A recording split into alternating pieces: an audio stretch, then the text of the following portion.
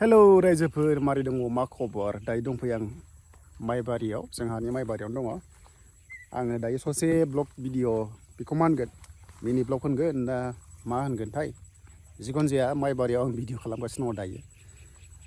कन्टेन्टआ बारा नङा मोननैसोल' रायलायगोन टेटनि सायाव आरो लोगोसे BTC फरेस्ट डिपार्टमेन्टनि सायाव आरो टेटनि सायाव आरो दा टेट BTC LPUP 984 भेकेन्सिनि रिजाल्टखौ दासिमबो सरकारा होनो हायाखै जानो हागौ बिथांमोना पारमिसन मोनाखै बे नाम्बार 1 खोथा सेकेन्ड खोथा जाहैबाय माने हाइकर्ट नांदों सुप्रिम कर्ट नांदों होननाय खोनादों निउसफ्रा होदों होननाय खोनादों आरो बे निउसनि केस होनाया नैबे एक्जिस्टिं 984 भेकेन्सियाव दङना गैया आइ डन्ट नो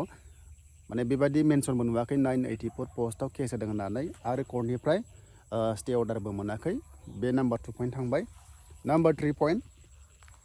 जुदि बेबायदि केस जाबाय थायोबा जोंनि बर' मिडियाम LP स्कुलाव फोरोंगिरिया दासान्दि सासेल' दङ बहाबा स्कुलावहाय दा बेयाव ओरैबायदि प्रब्लेम जागासिनो दङ माने सिंगल टिचारा सासेल' टिचारा गथ'फोरखौ फोरोंनायाव गोबां प्रब्लेम मोनदों बेखौ आंनि सिगाङाव बुंदों मास्टारफोरा खोनादों आरो आंबो रायज्लायदों दा नाम्बार 4 पइन्टआ जाहैबाय काउन्सिल लेभेलाव माने काउन्सिलाव आरो BTC कार्बि आंलं डिमासावहाय मोनसे नटिस हरदों इडुकेसन डिपार्टमेन्ट आसामनिफ्राय जाय स्कुलाव 30 एनरलमेन्ट गैयाबा स्टुडेन्ट्स गैया बैसोरखौ मार्च आप खालामनायनि खोथा होदों दा बेखौहाय जुदि खालामारोबा जोबोद दुखुनि बाथ्रा गंनै स्कुलजों गंसेल' सरजाबबा गंसे स्कुला थैयो आरो गंसे स्कुला थैनाय लोगो लोगो बेवहाय मास्टार पस्टिं जानांगौआ इजि नंला माने बे स्कुलानो गैलाना बहा माने मास्टार होबावनो बे नाम्बार 4 पइन्ट थांबाय आंनि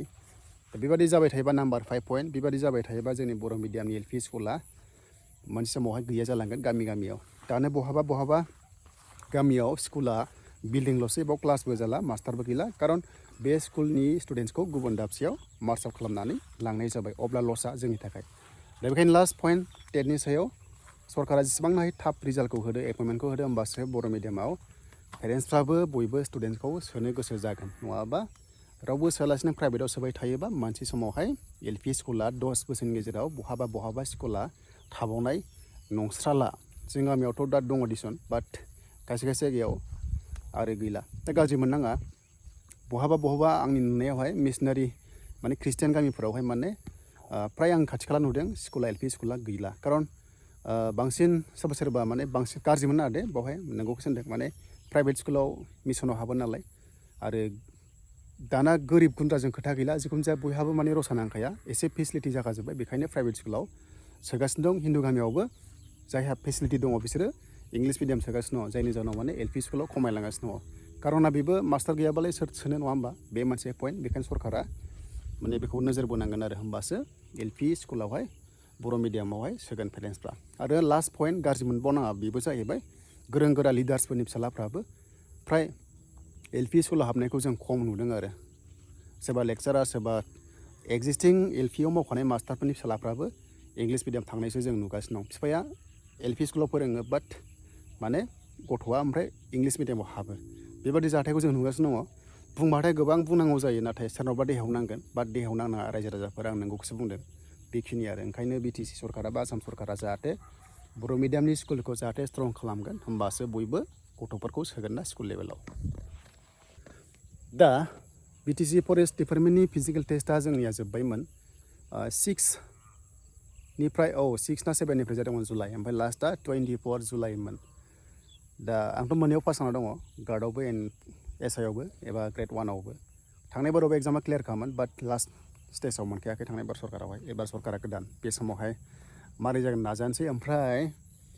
CSBआ बुंनाय बादिब्ला ना रिजाल्टखौहाय फिजिकेल टेस्ट जोबनायनि 10 डेजनि गेजेराव उइदिन 7 डेजनि गेजेरावनो होगोन होनदोंमोन नाथाय दासिमबो होनो हायाखै जानो हागौ सर्टिं खालामनायाव टाइम लाया नङा टाइम लाखायो टेकनिकेल इसु जायो पर्टेलाव आपल'ड खालामनांगौ इसुफोर जायोबा दावराव जायोना बेखायनो लासै गासैखौबो क्लियार जाबासो पर्टेलाव होनो हायो थ' बेखौ हमना ला नैबे साननैसोनि गेजेराव होनो हागौ आं एसे खोनादों रायज्लायनायफोरखौ बहाबा ओमफ्राय एग्जामा अगस्टनि लास्ट सप्ता नङाबा सेप्तेम्बरनि सेकेन्ड सप्तायाव जानो हागौ सेप्तेम्बरनि फार्स्ट सप्तायाव एग्जाम जानो हाया मानो होनबा सेप्तेम्बर 6 तारिखआव TET एग्जाम दङ TET एग्जामा